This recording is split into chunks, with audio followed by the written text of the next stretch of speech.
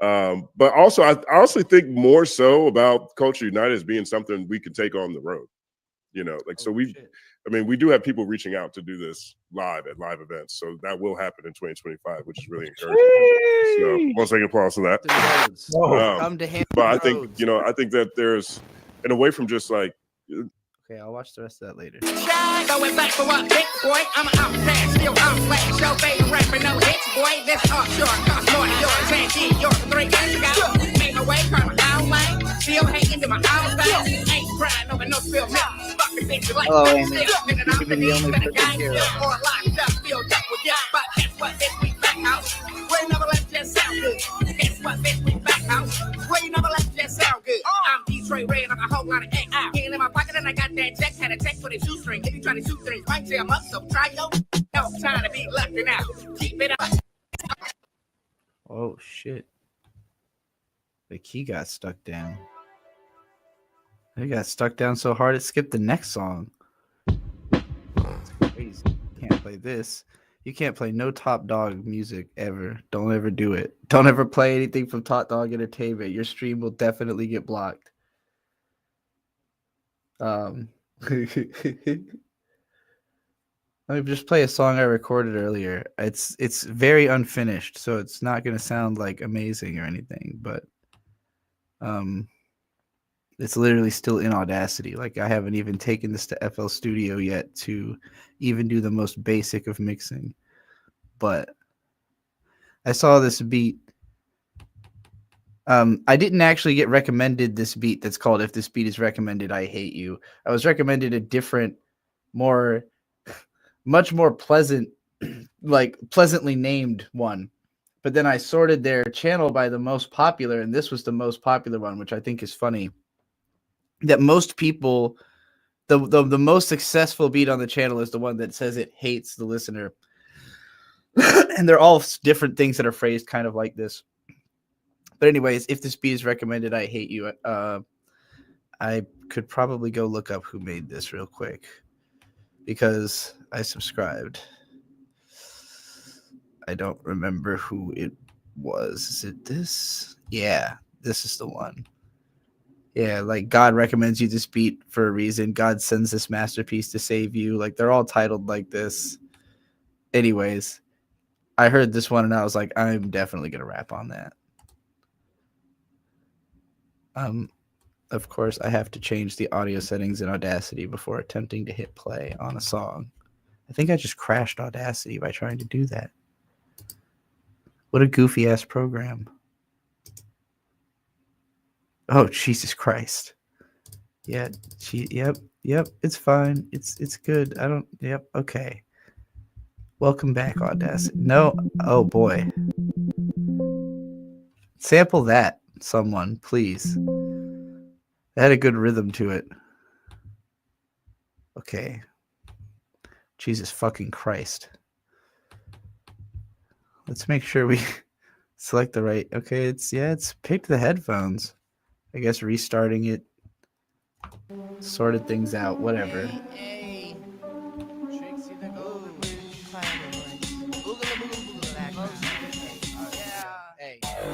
Got the copyright folder, strangle hold on my throat, go bolder, dropped in boulders, got a lot of stress in my shoulders, got a lot of blessed little soldiers, feel a little pressed, can you press on my nose, you can be aggressive and roll your elbows, smell those dank ass buds that I brought in, not insane, maybe quell those rumors, tell those shooters to stand down, when I put the flamers through the town, you go hear them on surround sound, I put money in the streets, I put money Hold on. Why are you playing again? I paused you. This doesn't make any fucking sense. Okay, I'm trying to open the lyrics, but I moved them. I moved the folder they were in, so I don't. God damn it. Where the fuck did I put them? I guess I just put them in music. Okay, here we go. Yeah. Because it's not mixed, so you can't understand what the fuck I'm saying at all. So here's the lyrics.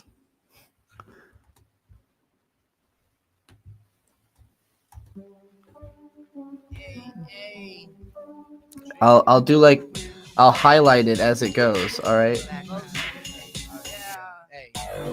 Fuck a copyright holder, strangle hold on my throat, go bolder, drop them boulders, got a lot of stress in my shoulders, got a lot of blessed little soldiers, feel a little pressed, can you press on my shoulders, you can be aggressive and roll your elbows, smell those dank ass buds that I brought in, not insane, baby, quell those rumors, tell those shooters to stand down, when I put the flamers through the town, you go hear them on surround sound, I put money in the streets, I put money in the feet, I put money in the green and I smoke it, soak it, and spit it out harder than choke it. I'm another queen of the broken and damn jet stream straight into the sea of Japan. When I crash out, you can hear the scream from the band start screaming. The band is a nasty fuck with a knack to clutch, the cracks that we cut, the lost by the fight. I'm light and brittle like a bitchy little schnauzer. Yowzer, wow, said you didn't like it, but look at you now, head bopping up and down with a flipped up crown. I knew you'd crown me the ruler, I knew you'd crown me the ruler. Truly best in the nexus, bless this beat with a verse from me and see how it burns through that group all three true and obscene. She's super mean, well versed in saving souls and spending. Ain't no lending, you've been owned.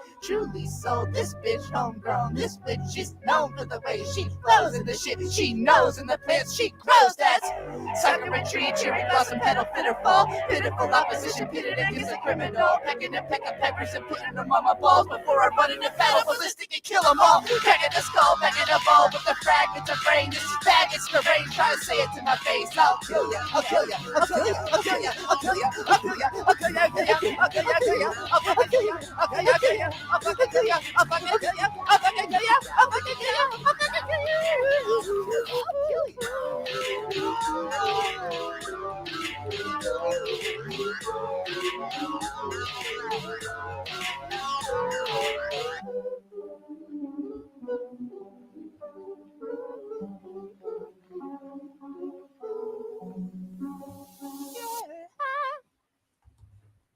Yay. Wow. Hello, everybody. Welcome to the live stream. Nope. I want you to go away. Okay. That's done. No more of that. A lot of people are here now, I think. Is this the appropriate setting to send a Venmo request for watching a video? Yeah, go for it.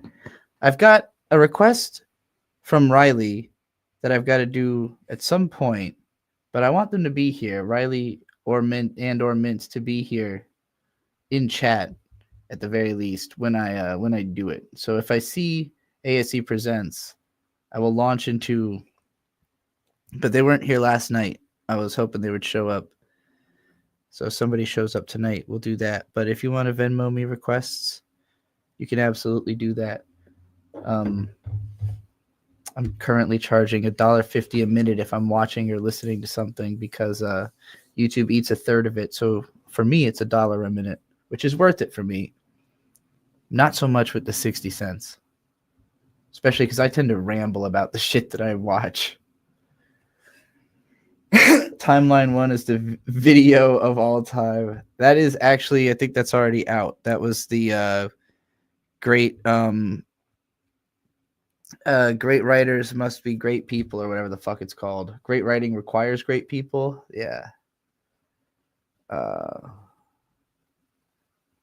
Windows 11. I wouldn't even know. I don't care to know what the operating system is. That is way too nerdy for me. Time to go play Crisis. When are we doing Umineko this week? Really, whenever Ellen is available, we'll do it. We could honestly end up, if she was available tonight, I might do a separate stream of it. But I've got a hard time like scheduling things with people unless they very explicitly tell me like, here's when you've got to do the thing, you know. And there's just a few, you know, there's a handful of people who I explicitly target with the Umineko streams. And so it's like, if they're not there, it's like, I feel like I'm not doing it for the right reasons, I guess. I'm glad you liked great writing requires great people. There's actually like, holy fucking shit, it makes such a ching noise. I guess I usually have the fucking sound off. All right, I got a stream request. I'm not gonna read your name because it looks like your real name, and I don't know if that's. Wait, your name should be up there in the chat, right? Okay, the Darius. Hold on, I'll just put your name on screen because it's as though you sent a super chat. Okay, I guess I gotta type out this YouTube link.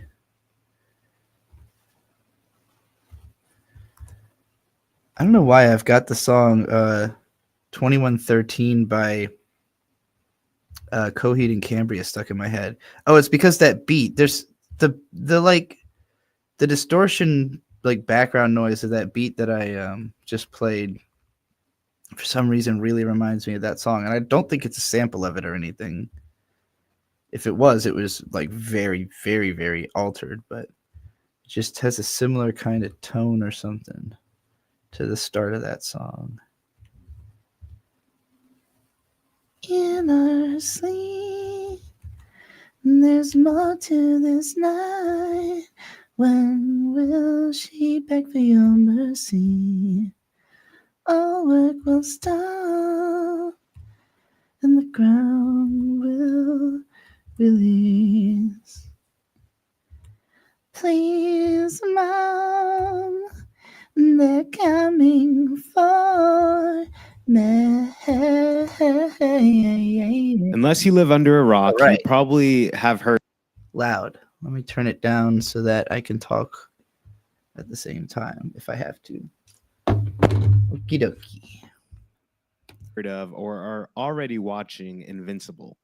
Invincible is an adult animated superhero show created by Robert Kirkman. Oh shit! What did I do? Every time I click, something happens. I think I need to unplug this mouse. Actually, that might be causing my problems. So I'm not even using it.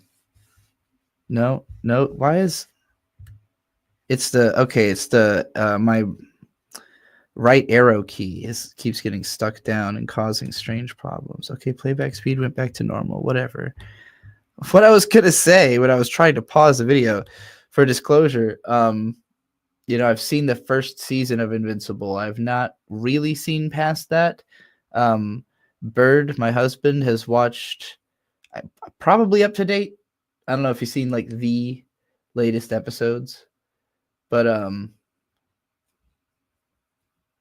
you're a new YouTuber looking to improve your quality. Any and all critique is appreciated. Okay, good to know. Its third season on Amazon Prime right now. While the series is wildly popular, its third season has received a lot of scrutiny for its underwhelming animation. Impressive animation sequences has never been what this show has been known for. However, with season 3, public reception seems to be that the animation for the series is only Hello, you're watching Invincible. Oh god! Every time I click a button, the wrong thing happens on this keyboard for some reason. No, I'm watching a video about Invincible and the state of animation. Do you want to watch it with me? Nope. Nope. I just came to say hi. Hello, Bird. It's bird time. Give a some kind of bird time slogan. Bird time. Yeah. Slogan. There we go. Perfectly executed. Heavily considered. Bird time is now over. No.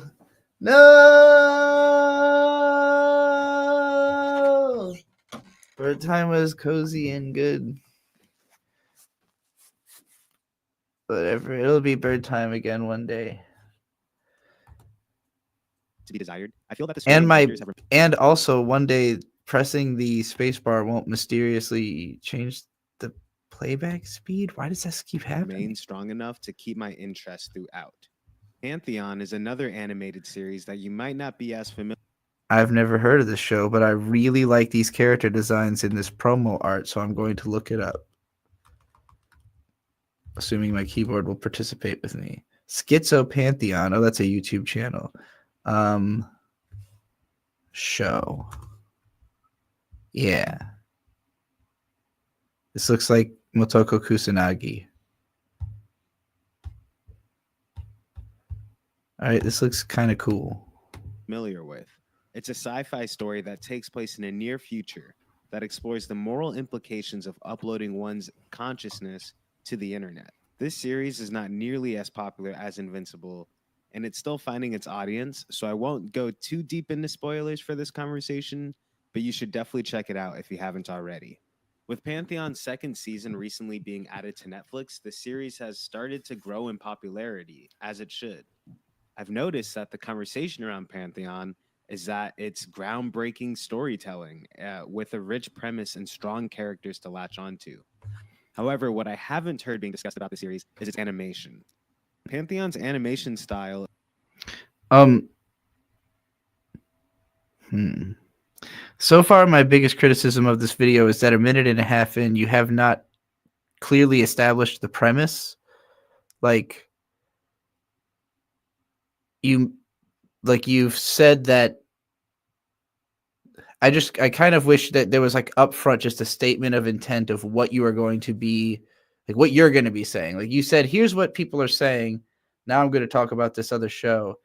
But I would like it if just maybe somewhere in there was just like an immediate sentence, just like everyone's wrong. Like, people are saying this and they're wrong, or people are saying this and they're right. And I'm going to prove it, because right now I feel like I'm still kind of waiting to know what is the take, and I think taking too long on that can probably lose a lot of viewers. Is as simple as Invincible's, and in my opinion, they have very comparable levels of details, shading, and general approach to their character models.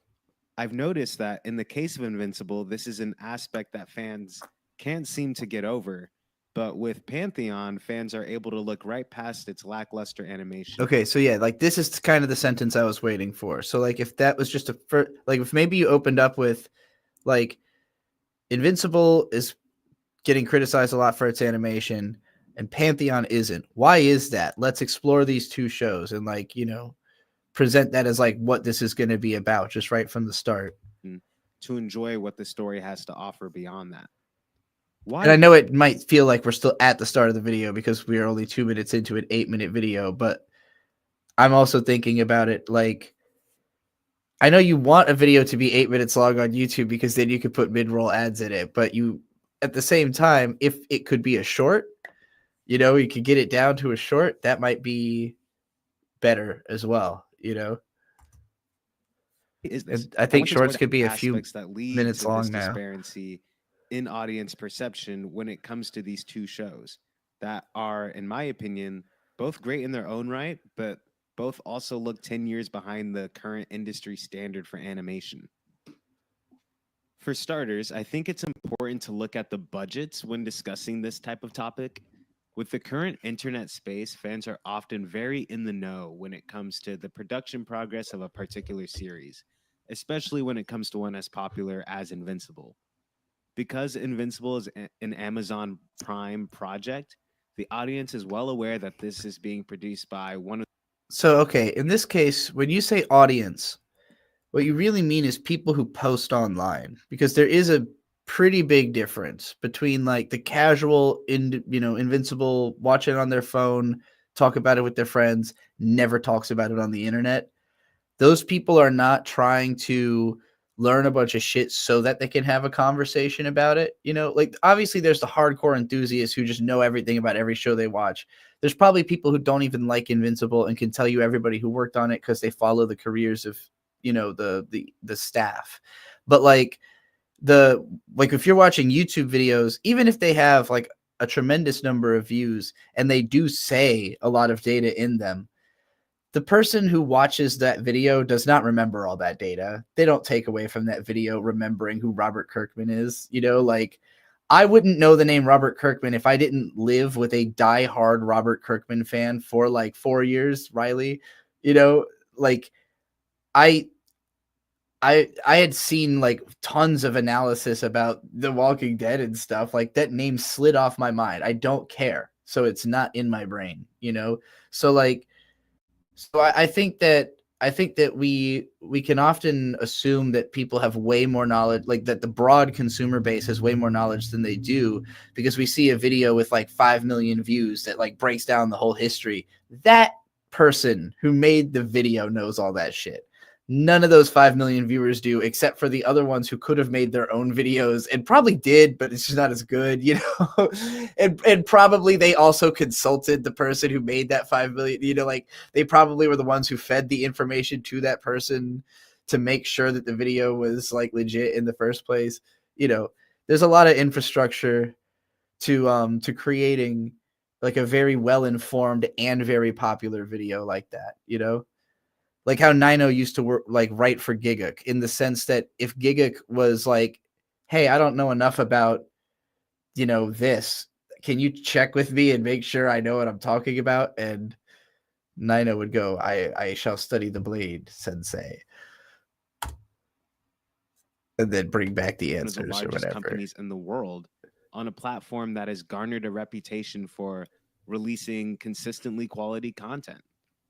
So when episodes are put out that the average viewer can notice a lack of overall quality within its animation, it clashes with the expectation that this property should have a large budget or at least a large team allocated to working on it. I myself have wondered, how is it possible that this show looks like it was released in 2013, yet it's one of the more popular shows on Amazon Prime in 2025? Looking at Pantheon, the series was made by AMC Plus. That's right, AMC has its own dedicated streaming service, something I was unaware of until I heard about this show in particular. So there's no big team or reputable service behind the production. I was unaware of it until you told me about it through this show in particular. Pantheon. So when viewers do find the series, they aren't weighed down by the expectation of a high budget project, but instead approach it just looking for an interesting and engaging story. It's worth mentioning that Invincible does have an all-star voice cast.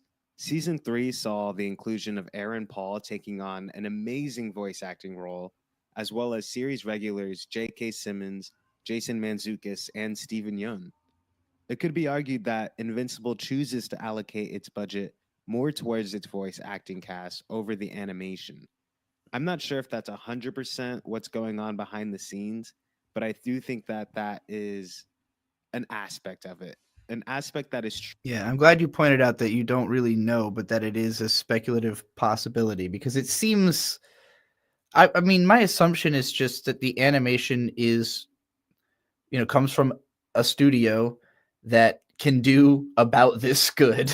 You know, like they're just not hiring the greatest animators. You know, they are hiring incredibly highly paid voice actors, because that is what will draw eyeballs to the show. Like ultimately, I really think that the Seth Rogen production model that he's taken with a show like this reminds me of anime, in that like anime is made usually to sell manga, to sell you to go read the manga. That's the main point, is that, like, you know, and I don't know if there's any kind of deal in which like the people who make this show profit in any way off of the book making more sales.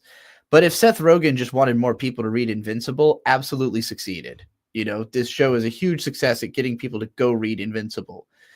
And so, you know, I think in a way, if that is the goal, because you know you can't make it better. Like animation is too expensive to ever make a comic just like better in animation. You know, I don't think there's an example that people like, that everyone agrees, oh, the anime is just an improvement over the original manga. Plenty of times where the manga was made at the same time as the anime or came out right afterwards and it's not nearly as good. I don't think there's one single example, like, because there's plenty of like a phenomenal anime and still the manga is much better. You know, like Nazca of the Valley of the Wind, the manga is 1,000 times better than the film. Akira, the manga is at least twice as good as the film. You know, like K-On!, that's true. That is definitely a rare case where the manga is just not actually that good in the anime. But like at that point, it's basically just an original anime. Like Econ had really, when I first met this guy Econ, the first time I went to Atlanta, he was a longtime reader of my blog, and he was very upset with me for saying that K-On! Was a perfect adaptation, because that was a video I had just made. And he was like, it's not a perfect adaptation. It's like an original show and a shitty adaptation. I was like, all right, if you want to play semantics about it, I guess so, but like, but yeah, that is the rare case where like the comic is just kind of mid and then they kind of use that as a springboard to make a good show. But like, I don't think it was ever going to be possible that like the Invincible anime was going to be better than the comic. It at best is going to be a really cool advertisement for the comic and like a cool way to revisit the core conceits, but like updated to maybe, appeal to different types of people, where like it'll also open up a conversation because there are certain changes they made to the show that are going to appeal to more people, certain people more strongly, or other people piss them off, so on some level pissing off certain aspects of the fandom could even be the point, like if Kirkman wanted to like run the racists out of his comic book audience by by racial swapping some of the characters, it could have been deliberate. But sometimes there's certain, so if you outrage people who you don't want in your audience anyway, then they just do free promotion for you by getting mad about it, is what I'm trying to say. Yes, the creator of Invincible did also make The Walking Dead, Robert Kirkman. He is like probably the best selling like American comic book author of the 21st century. True, but isn't a good enough excuse overall. Now listen, I do love the voice acting on this If not series. comic I do book think it's author, an area in period. which I don't know that if he's shines. outsold Oda, but However, I know that there are I'd have to plenty of look into amazing it, voice actually. actors working in the industry right now that could do this series and these characters. Let's just go. Sorry, I'm distracted by this thought now. Best selling. Nope. We need the letter B. Best selling comic authors of the 21st century.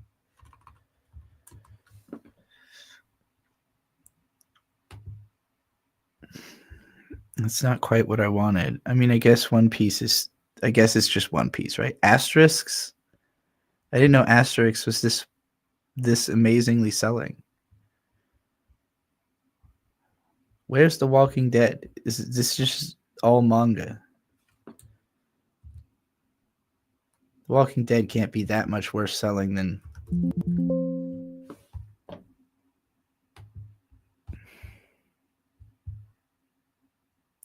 I feel like this information's not correct. Justice.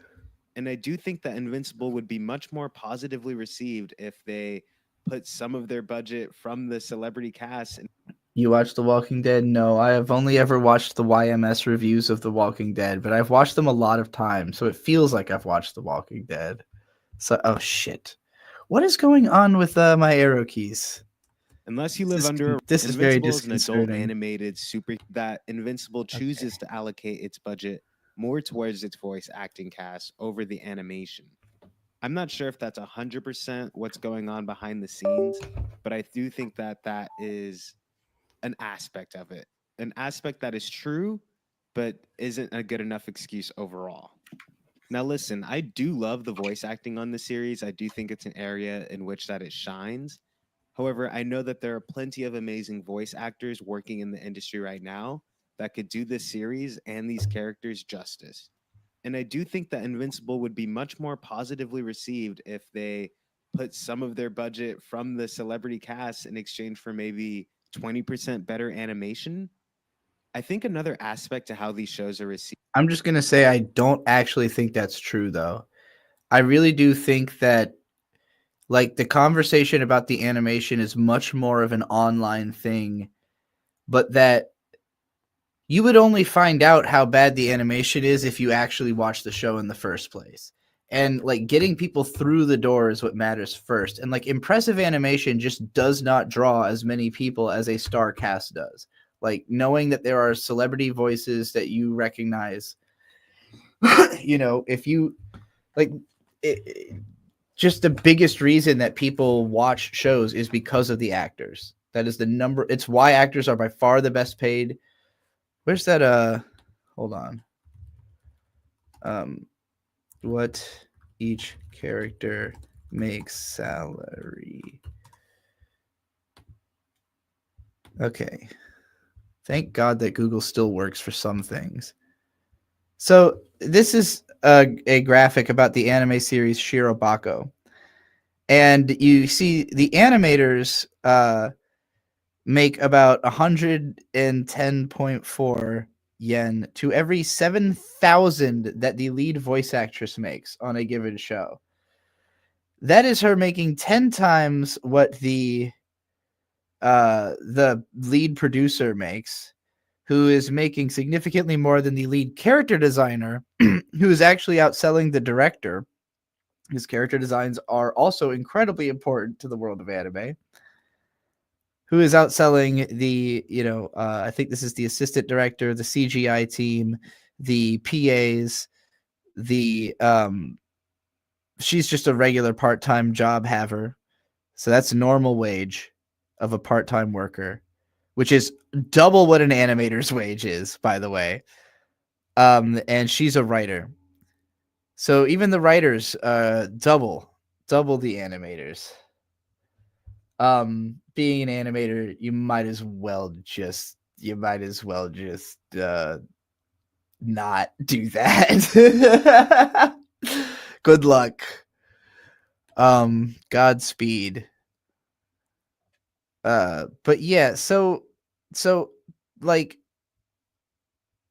this represents how much the audience cares, though. Like, this is what the reason for this is buying power. Like, no individual animator there's literally not in existence an individual animator whose animation is such a draw that it will bring that, like, a producer will like throw down on, like, oh, well, that animator's involved, we're definitely throwing a lot of money at this, like, because they just know that that's not the most effective use of the money. The most effective use of it is going to be to get the voice actors, so like, I think that's why if they have the budget to hire those mainstream voice actors, then that's always going to be the best turnaround in terms of getting people to watch it. Comes down to the genre of storytelling that they both fit into.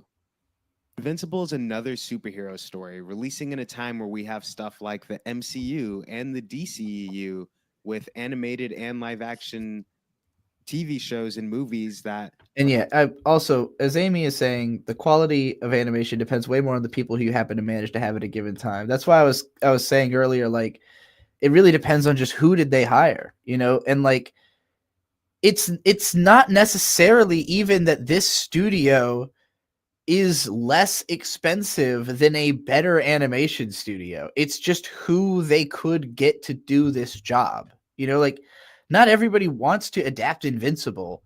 Not everybody wants to have to make the goriest superhero cartoon ever, and draw these type of character designs, and like, they don't have every connection in the world. Not everybody's going to do it for the amount of money that they might have offered, like, it's hard to know why they ended up with who they ended up with, but it could go a lot deeper than just like, oh, if we threw more money at it, we could have gotten a better thing. Like, I don't know. Could you have? Is there somebody who was willing to do it? Was there a guy who put his hand up and said, pay me $100,000 and I'll make a really good Invincible? Or did nobody want it,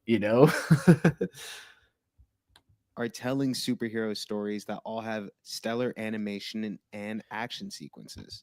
I also haven't seen the Shirobako movie yet. Tell similar stories to Western superhero stories, while continuing to up the bar for what animation is year by year. Because Invincible is essentially a satirical spin on other superhero stories, viewers are automatically expecting a certain level of quality when it comes to its visual storytelling. And Invincible, unfortunately, falls short of those expectations. See, I don't like Pantheon, that, though. However, I don't like is that more the of a audience... sci-fi, God damn it, psychological fucking thriller pause, blend of please. genre. Why won't That feels closer to why watching Black computer Mirror not than it want does to watching go anything in the MCU. make good? The story is much more grounded and meant to resemble a world closer to our own. And most of the story takes place in a physical world without the need. Okay, Jesus Christ, I could not make it pause. That was so frustrating. It made me lose my train of thought about what I was actually going to say. Yeah, I don't necessarily like that people are expecting it to have better animation just because it's like a parody or whatever. I don't see the thread of logic there. Like I don't see why any of its narrative conceit requires it to have better animation necessarily.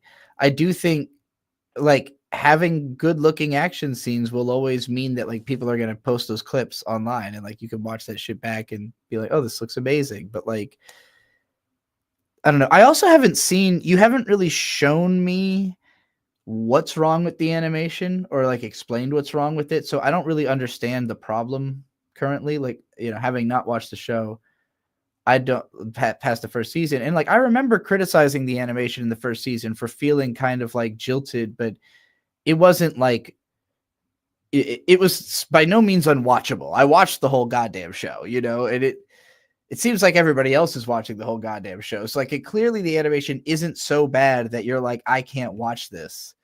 So it makes me wonder like, well, why is it, you know, is it just that we all wish it could look better? I understand that, but I also feel that way about literally everything, you know, unless it's mind-blowingly visual, you know, like if it's not Spider-Verse, then I'm probably thinking, they could have, you know, but who wants to spend that extra bit of time on like the part that doesn't necessarily matter, you know? Which the animation, for most people, not a big deal. Need to showcase anything beyond normal humans navigating their own world. Because its storytelling is so grounded, audiences are more invested in the plot and characters than they would be in the action. Also, Gary always said, greater budget just means higher potential. Will it reach that potential, though? Who knows? It doesn't even mean that, though, because, like, I'm a better writer than a lot of writers who charge a lot of money to write on things. You know, like, nobody's paying me a Hollywood level of money to do what I do because I'm not in that sphere or that world. I'm not, like, proven to those, like, it's actually moving through an industry requires people to know who you are and trust you and think you can do a good job. Like, who did the producers of this show know? Do they actually even know any animators? Are they from the animation world? You know, like, do they know where to spend their money? Did they pay for a studio that's charging the same amount as every other studio and doing worse work? You know, like, that could also be very possible. We see this on every strata of how society works, right? Like, think about all the mechanics in your town and like how some of them are skeezy and they're gonna tell you that something extra is wrong with your car, and there's like the people you trust, and you know, everybody's at different price points, and it doesn't necessarily correlate. Like, how much you end up spending at the place does not correlate to how good they are of a mechanic. It's like, what's the game they're playing, you know? And so you cannot ever simply say like, oh, more money would have made it better. No, more money would have made it different, but better, we don't know. You just simply can't know without seeing the other result. I want to be clear. I don't hate either of the animation in Invincible or Pantheon. I think that they are serviceable to the stories that each one wants to tell. That being said, it is easy to feel that they are lacking when you compare it to some of the other amazing animated projects that we've gotten in the last few years.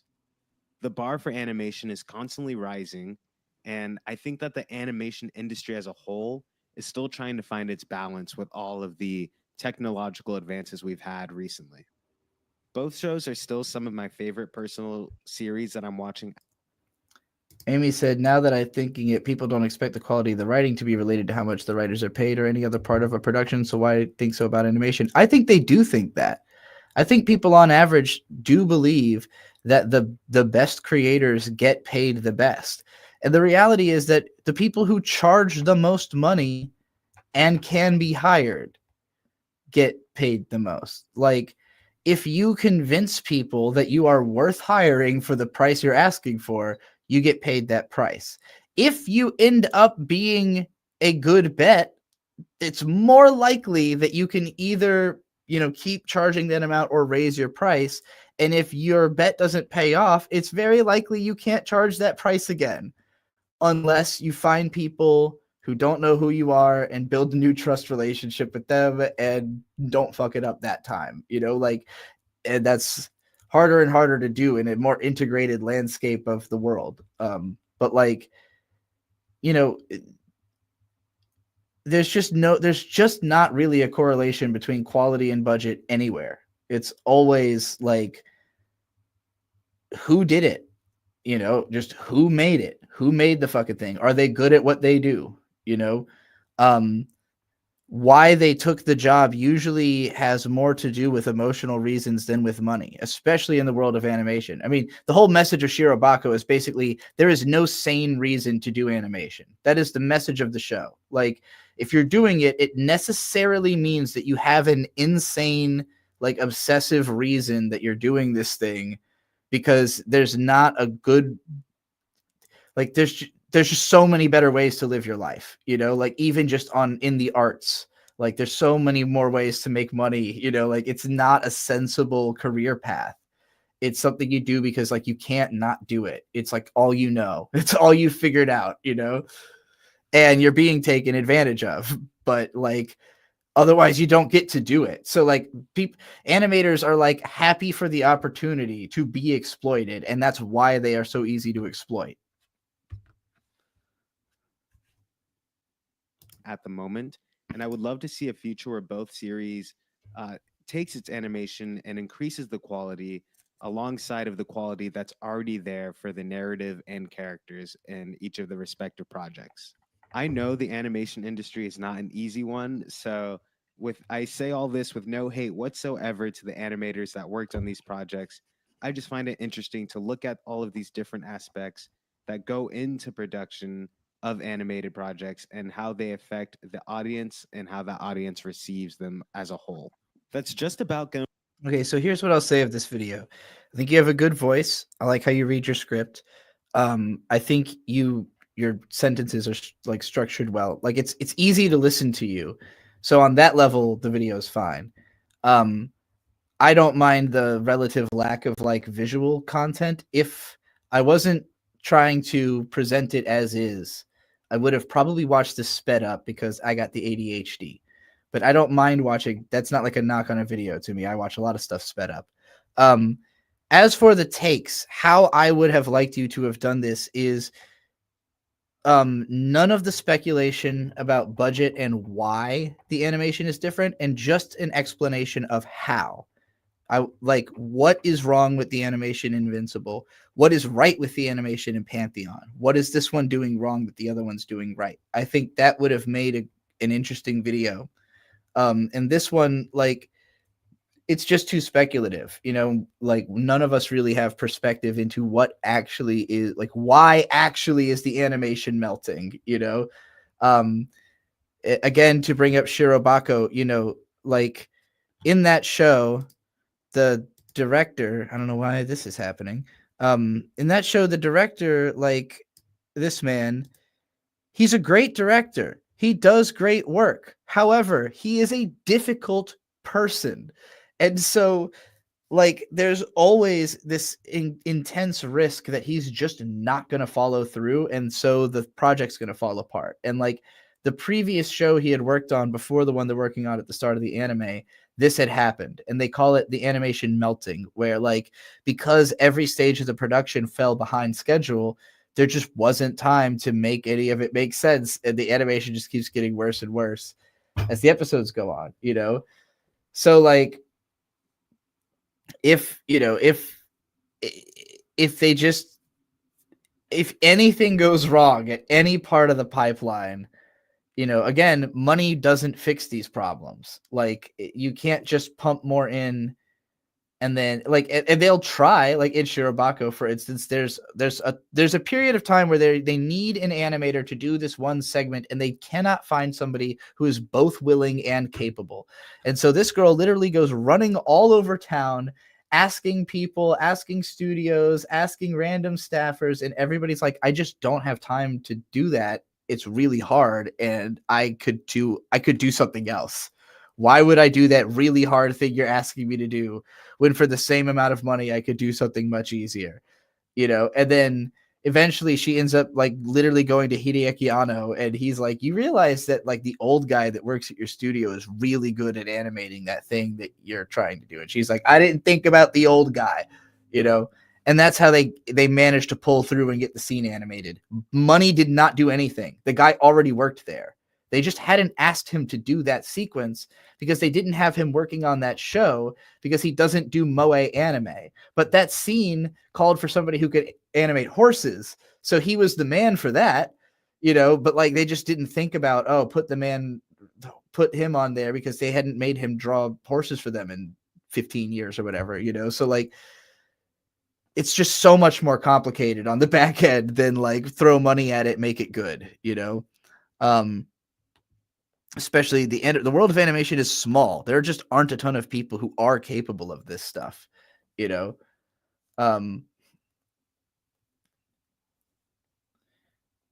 But I am curious about if you have other videos about other subjects. Hello. The same ever since I saw it. The documentary follows the point of view. This girl is Different fucking people who adorable. chose to spend their time during the early days of the pandemic when everything was shut down in a virtual reality space. Now, I'm not talking about just gaming with your friends and just spending a lot of time gaming in general or on your laptop. I'm talking about full VR headgear body suit, the type that takes up a whole living space. So these people are completely interacting in a virtual reality. The film goes to highlight, the film has all of the footage in this movie are completely from screen recordings of people's experience within aren't accepted by people. The virtual reality world offers up a whole new space for people to connect and grow together.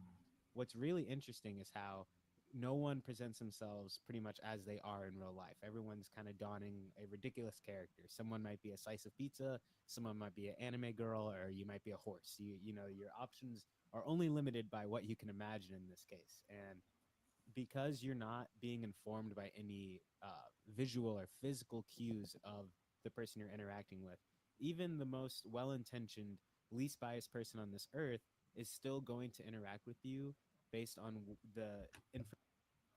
I like that the accidental clicking of the volume button there suggested to me that you maybe filmed this on your phone. Like did a capture on your phone to get this footage. I appreciate it.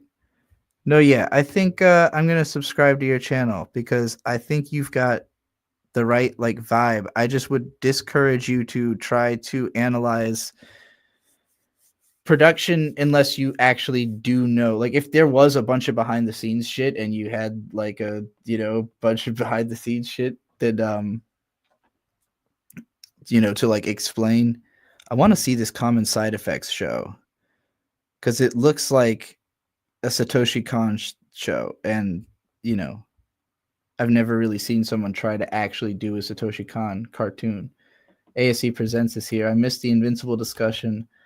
I'm still not totally adjusted to everyone in the world knowing what that is, by the way. Yeah, I was talking about how like I would not know who Robert Kirkman is if not for the fact that I know you. Like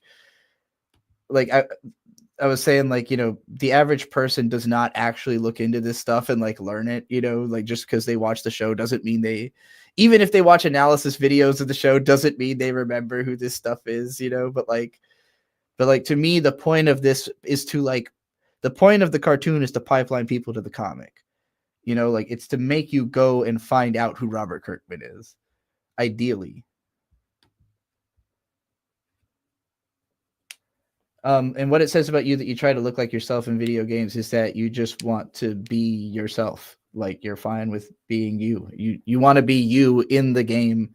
I mean, generally, I try to make my characters look like a female version of myself. Like not usually to like a preposterously different extent than what is like what I could relate to. I don't usually make myself into like a crocodile or whatever. I'm not trying to be like an inanimate object or something strange. I'm just like, I just want to be like a cute version of me, like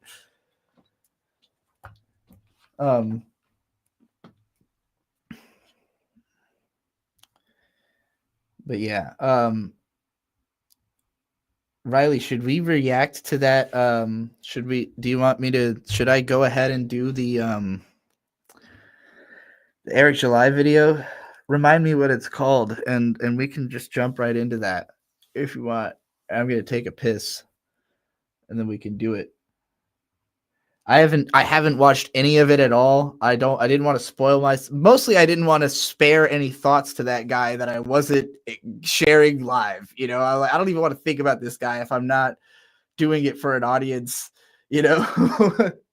So I was just like, I'm not even gonna know what's in the video.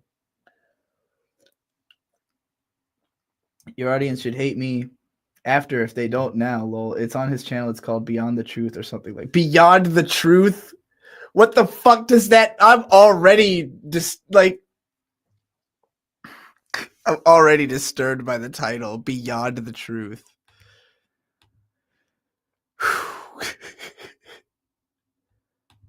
Oh snap. Rakugaki Showtime with $10. Hey, can I commission you to play Rakugaki Showtime? I don't know what that is, but probably, yeah. I'm going to put on a trailer for it while I go to the bathroom so that we can all understand. Oh, there's a whole long play. I see. It's a PS1 game. All right. You're going to watch the Rakugaki Showtime opening theme while I go to the bathroom.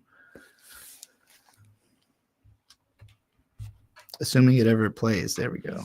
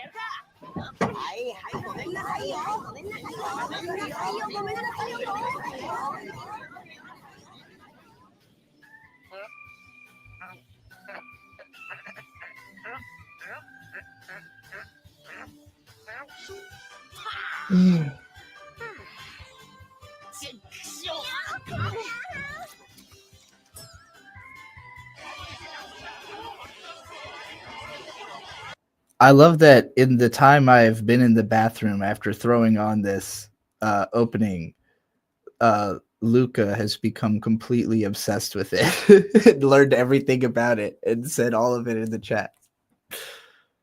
Straight from not knowing nothing to, well, I guess both of you are discussing it. Treasure and Enix. Oh my, what? Treasure and Enix together? All right, what is the gameplay like? What the fuck? This looks crazy.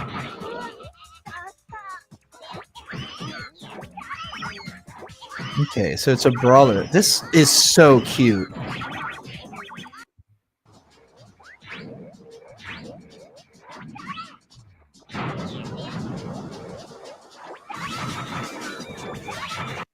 Okay.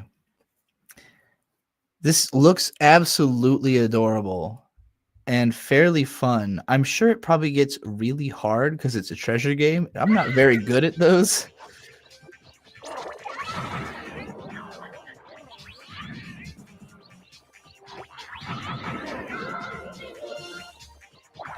She is the cutest, like, character I've ever seen. Like, I could definitely see yeah, I can feel the gender euphoria radiating off of the screen just watching the gameplay, but at the same time, I'm terrified at how how much this looks like something I would suck at. Whoa. Whoa.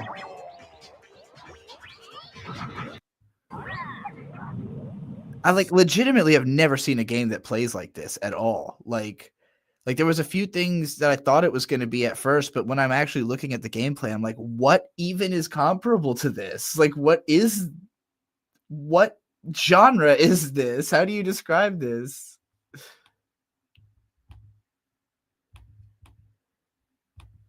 This looks cool. Oh shit, DJ. I like that you can go pretty far up too.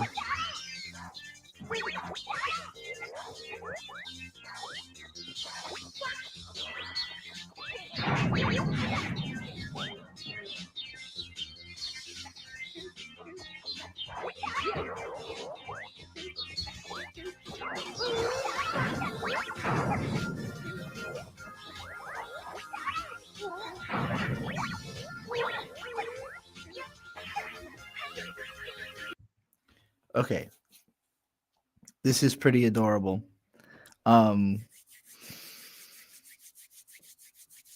don't know if I could take a commission to play this game because I don't think I would want to play it for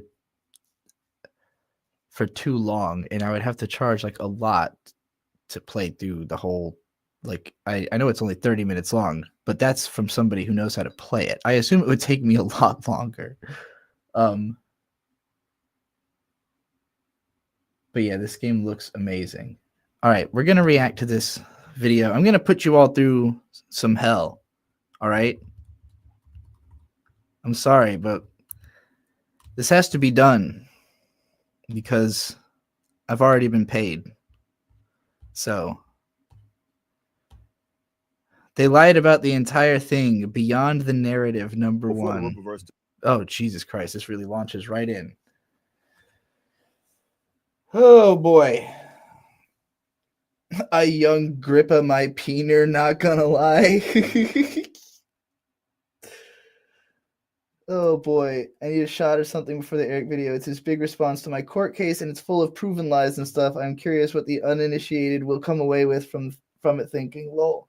I mean, I'm going to respond to everything that gives me pause, and I suspect there's going to be a lot of pause. This is Eric July.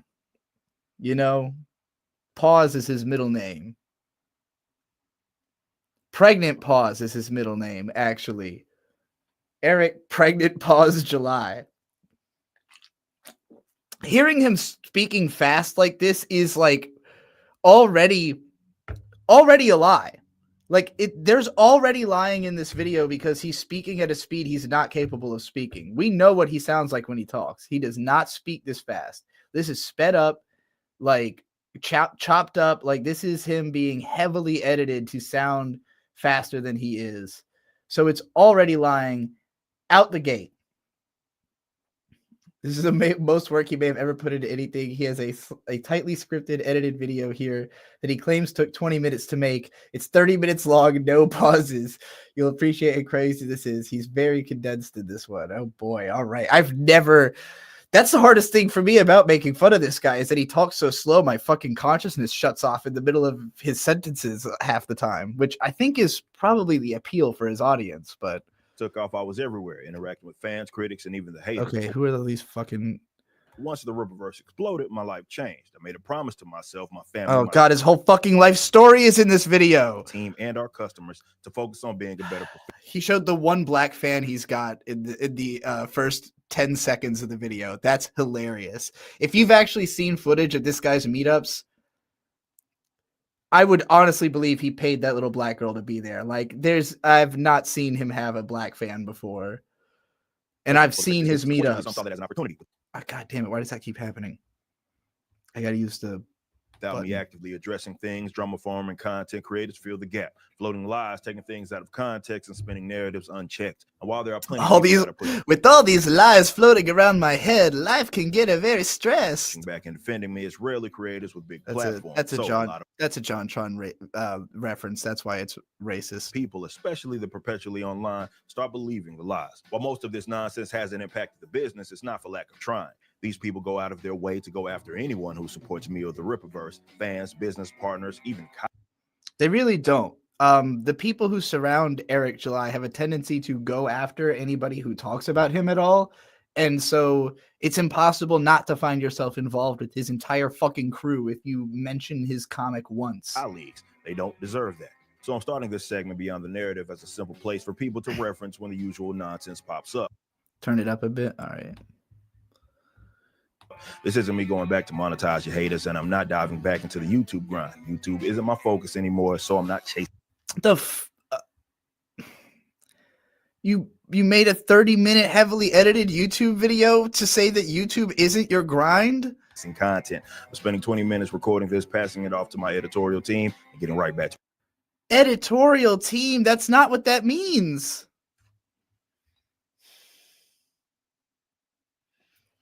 You ever heard an editing staff referred to as an editorial team before? Holy fucking balls. work. These segments are here so that fans and really anyone who supports what we're doing have a central place to point to when someone brings up one of these tired talking points. Whether you want to reference it, share it, or just have the facts, it's all right here. So let's get into the first issue. There's a lot of fake information floating around about the weirdo who got arrested outside of our meetup. So in this video, we're going to break Hey, there's Young Clippa. Shout out Young Clippa in the chat.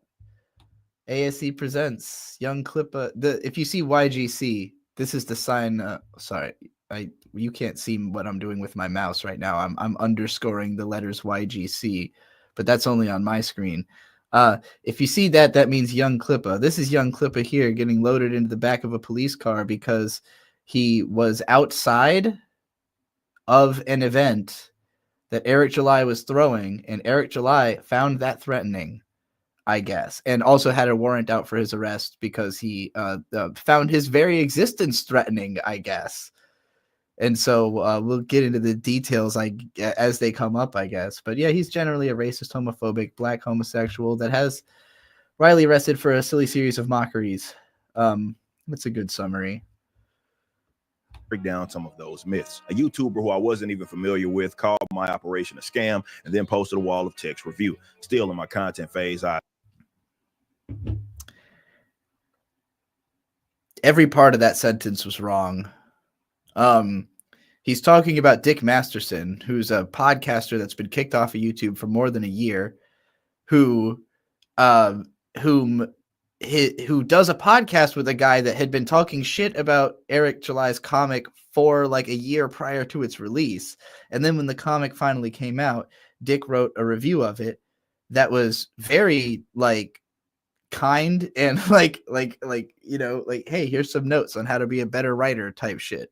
And Eric July blew up about it, and that's what started this whole drama. I addressed that wall of text in a video. The review was clearly bogus, and I broke down.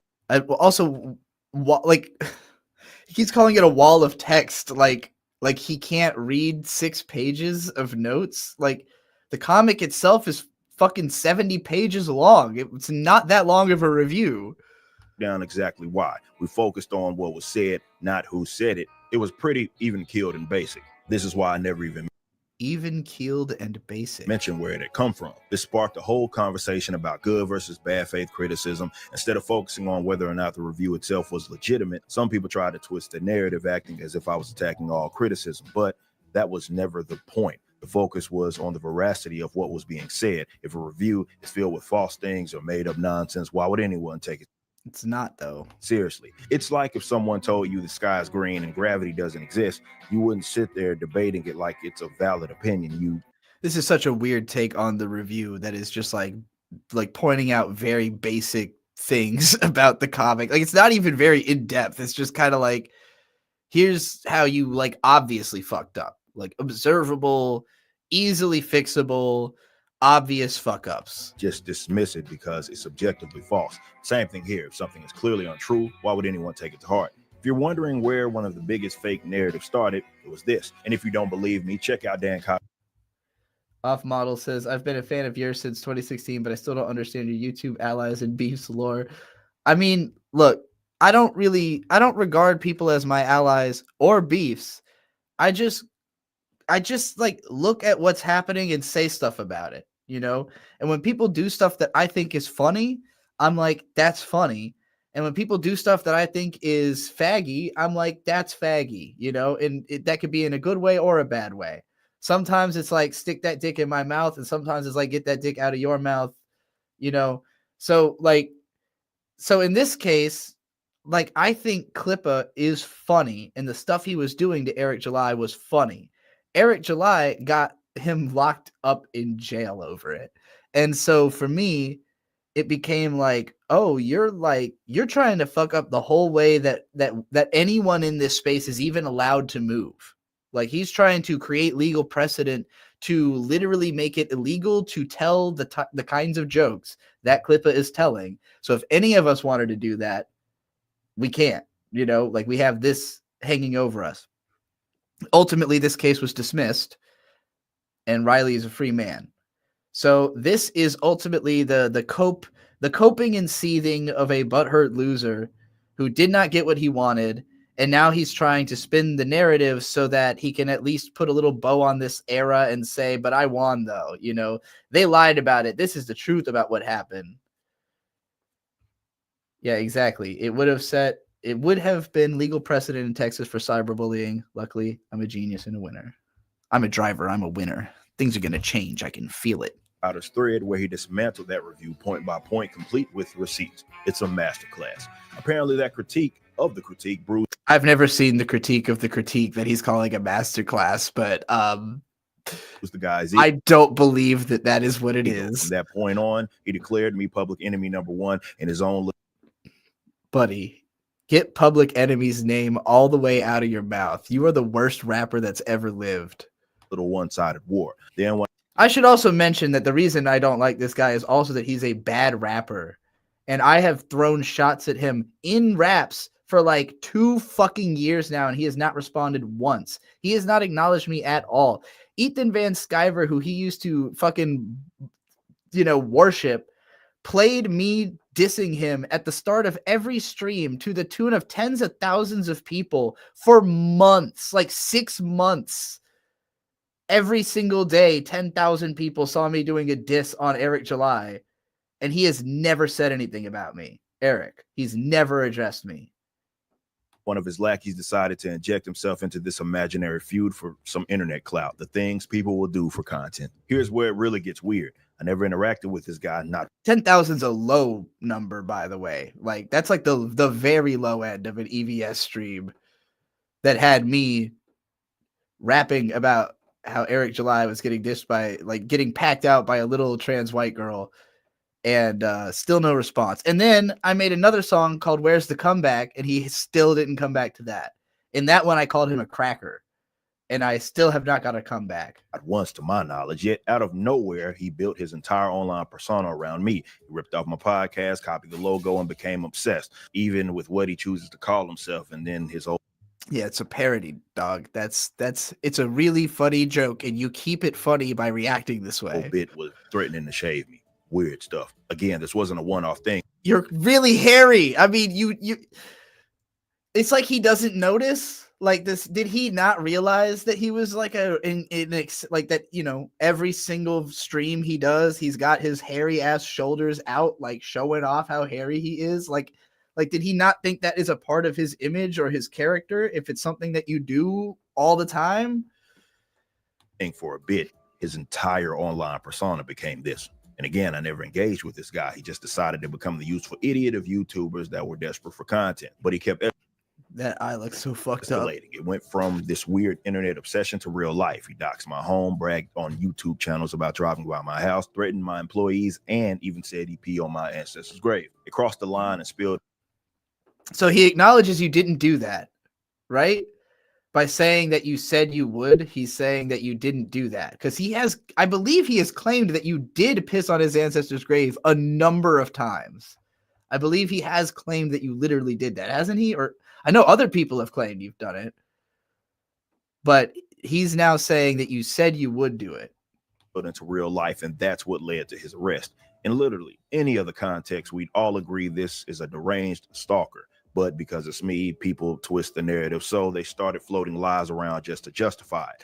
I'm going to show you exactly how he got here and break down the myths along the way. Myth number 1, Eric told his critics to pull up. Oh, I'm not going to play you the compilations, but I'm pretty sure there's compilations of every time he told his critics to pull up. This is a completely out of Like those exact words. context statement and irrelevant to what actually happened. First of all, I never How many views does this guy got? This video's got 14,000, which is batting pretty low considering his 496,000 sub audience. But I'm not going to speak on matters such as that because, you know, those in glass houses should not throw stones. That said, I actively try to scare away my dead subs. This guy is desperately trying to bring them back. never told any individual person to pull up. The context was simple. I was highlighting how energy online is always different from how it is in person. That's still true to this day. Whenever we're at events, The fucking Carhartt t-shirt, like, bro, you're at a convention. Like, are you trying to, like, are you trying to piss me off it's nothing specifically? but love. In this particular case, I was talking about the difference in See how your homie is wearing like an anime shirt, like a normal fucking con-going person? energy Well, you see, actually, it kind of looks like the Crunchyroll logo, so I'm really cosplaying the Crunchyroll logo, but because leading up to Fan Expo. I said if anyone had something they would like to discuss, they should come up and we could hash it out like men. And I was explicit. I said, let's you said the words "pull up." talk. Let's hash it out. Let's talk about it. Let's be men. But here's where Play the part where you said the words "pull up." the dishonesty really kicks in. People twisted that into me calling for a fight or worse, as if I was calling out the stalker. But that video was from May of 2023, before the stalker even started his new shtick. And this wasn't a one-off statement. Back in March of 2023, before I addressed the other guy's wall of text, This is not the part where you said the words, though. I tweeted using the term He likes to act like he only said the one thing, you know, the one thing that sounds somewhat reasonable, and that he didn't say the like 100. His streams are long, you know, like these are rants that go on for like 30 minutes of him pull up. Hey, you know, if you got something to say, I'm just saying that if you really got something to say, you should really say that something to my face, because I'm just saying that if you said it to my face, then you might be saying something for real. But if you're not really saying nothing for real, then you can't really be saying it to my face unless you pull up. So you better pull up so you can say, like, that's the way he talks, except at like 1/8 of that speed, basically. pull up, clearly talking about being civil. It's a basic term that you have to go out of your way to misunderstand. I've even talked about this same concept in videos emphasizing staying civil during disagreements. Man, ain't nobody fucking about to go fight no motherfucker over no YouTube, man. Come on. Well, who you think I am? You? I abide by the non-aggression principle. These are words. I might not like what it is you say, but I won't punch you in the face for it. Nobody ever said they were going to punch him in the face, by the way. Riley said he was going to shave his shoulders. So obviously he is also operating on a non-aggression policy. When Dick said, like, Dick's reaction to this was, are you threatening me by telling me to pull up? Because, like, normally that means, like, show up with guns and let's have, like, a fight, you know? Like, if a rapper says, which he is, by the way, I'm going to pull up on you, I would be worried. Personally. Like, if a rapper told me they were going to pull up on me, I'd be like, I need to be ready, you know? Like, I need to be prepared. I might be getting assassinated, you know, like, tonight. And so they think it's funny, and they think because, well, they're on a crusade, well, it's fine. Okay, I can do it. I can try to ruin these guys' businesses. I can claim they're frauding people. I can try to do all of that stuff, and it's okay because they think they're on a crusade fighting the bigots and the fascists and the racists and the misogynists. Like, they make up crusades. You can do.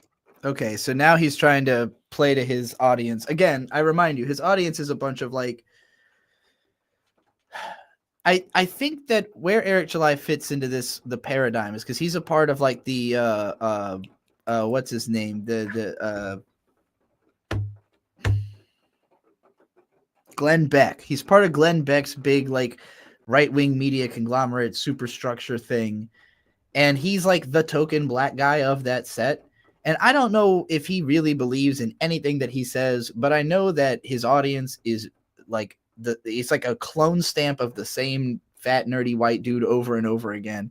And like I think that what they like about him is that they can feel like they are not racist, because even though this guy is telling them racist things, he's black. So like, how can it be racist if he's saying it? But it's like, yeah, but he's just saying all the same stuff as all the racist people are. He like it doesn't, like, the statements don't change meaning because that he's saying them, you know, like, so yeah, that's the audience he courts. And that's what this part of the video is virtue signaling to them.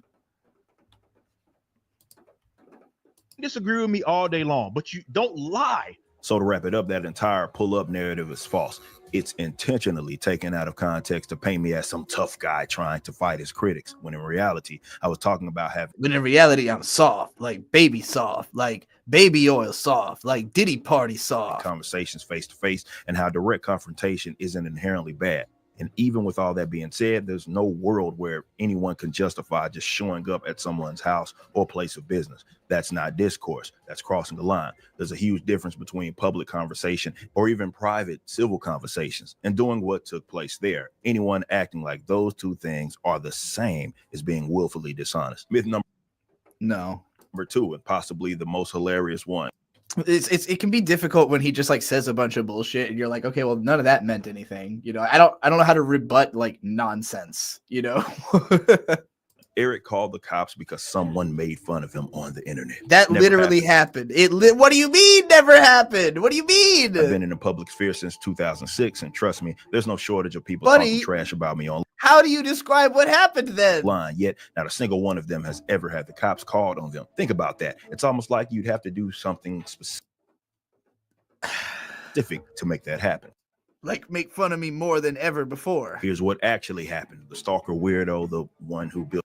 He made fun of me for more than like 2 days, and I've never dealt with that amount of being made fun of. His entire usually people move on, but this guy realizes that I'm a punk, and I will keep giving him attention forever because I don't know how to. I just don't know what's good for me at all. around obsessing over me, found my home address. One of the biggest lies that spread is that he got my address because my employee supposedly copyright struck him, revealing it. That's completely false. A couple of things here. No one from my team, not an employee, not legal, no one sent him a copyright strike that revealed our address. What is this bizarre pan of like his crew? Is this the inner circle? Like this is creepy. This reminds me of like in Batman, there's like the Court of Owls or whatever, like the Illuminati guys, you know? This is like if all the OV hoes were staring you down type shit. Like it's like a evil cabal.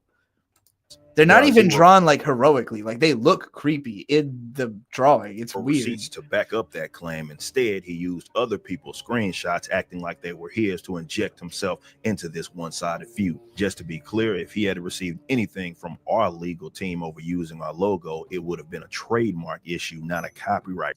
That just means you did it wrong. He's like, no, you see, what we did is so dumb. We couldn't have done that. Obviously, if we had done it, we would have done a sane thing, not an insane thing. Duh. So how could it possibly be true that we did an insane thing? That would be insane. We didn't do that. We did a sane thing, of course. Right one. And even then, anything sent to a platform where he was monetizing our symbol wouldn't include the address of the location he showed up at. That information simply wouldn't be a part of it. You would never find a verified. Welcome home, Ellen. We're dunking on Eric July right now. Riley got away scot-free with bullying him on the internet, and he's really coping about it with this cockamamie video. Verified email that was his, showing my team or legal issuing a copyright strike that revealed our business address, because it doesn't exist. I feel like, who is this for? Like, who is he trying to argue? Who does he think he's going to change their mind or like their perspective on the situation through this video? Like, is it just that I'm assuming how this happened is maybe his audience kept asking him to make a video like addressing it, you know, like put a whole like bow on it or something, or maybe he's just obsessed, like he can't move on, so he had to do it.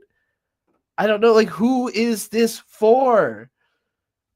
It's got 15,000 views. Like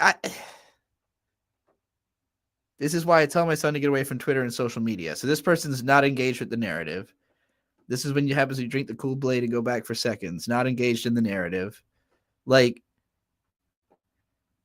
this guy maybe could be, I don't know. Nobody's saying anything specific enough for me to even think that they fucking were keeping up with the situation. Like they're reacting like it's just a random video they saw that, wow, that sure is crazy internet stuff.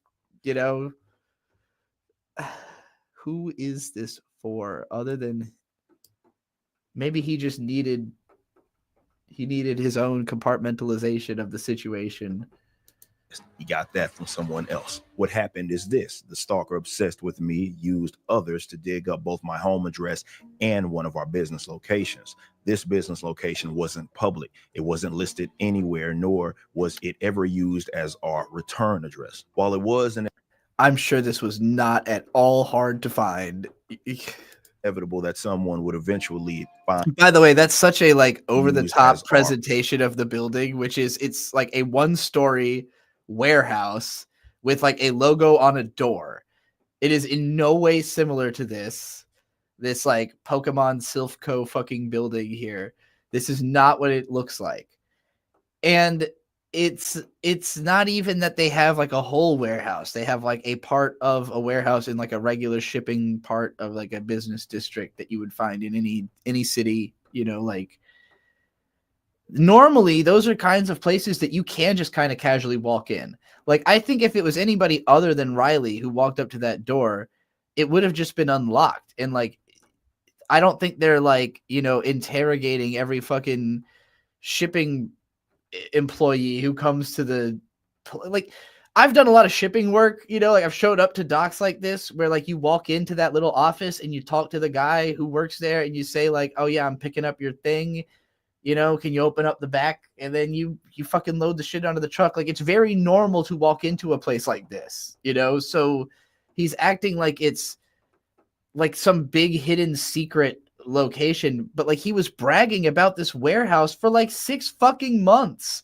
He was constantly bragging about it, you know? And like, and that also like it makes it like, okay, Tech-9, who operates out of Kansas City, is the biggest independent rapper in the Midwest. And he has a warehouse that is like the Tech-9 warehouse. And it's like, it's not that big. It's just like a, you know, it's as big as it needs to be to hold all the CDs and t-shirts that he sells.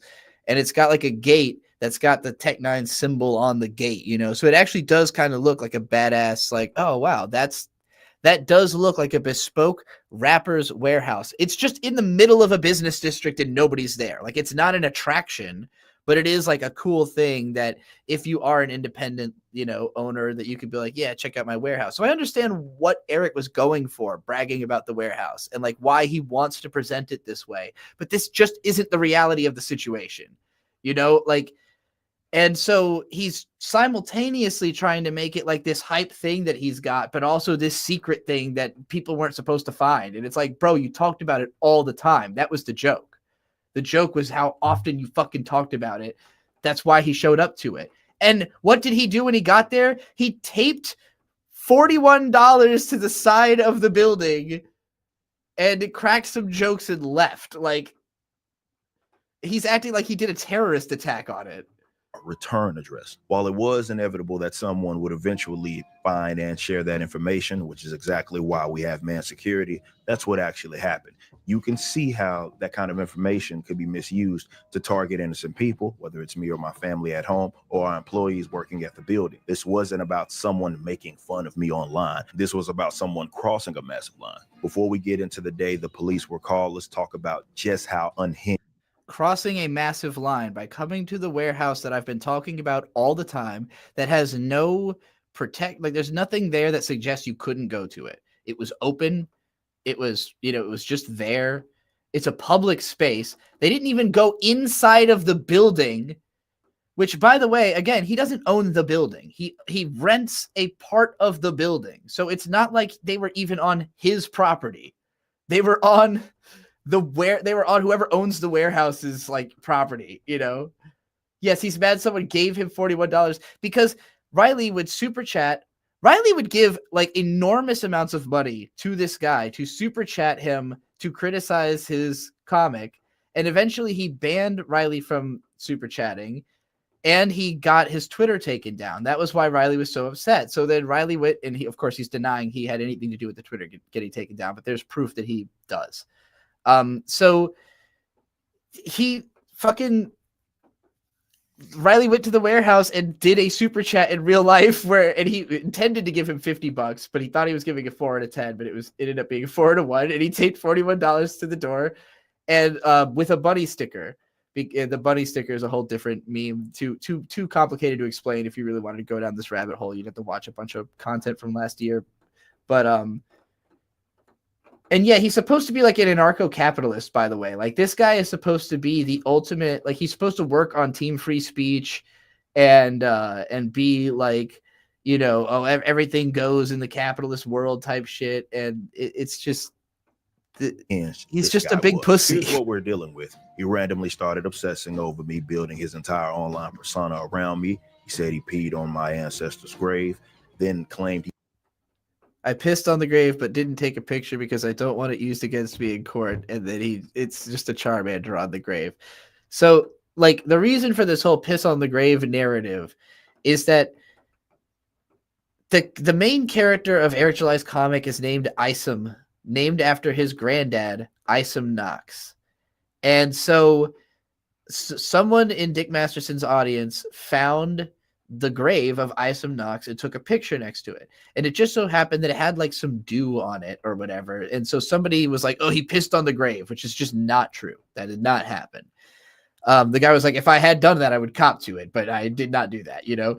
So it's just a guy who found it and took a picture next to it just to insert himself into the narrative and say, I'm here, basically. And of course, Riley, then just happening to be in town anyways, where he knew the grave was, also took a picture at the grave with Pokemon Go open and pretended he pissed on it because, you know, at this point, it's more shocking that nobody actually did show up and piss on it just to piss off Eric.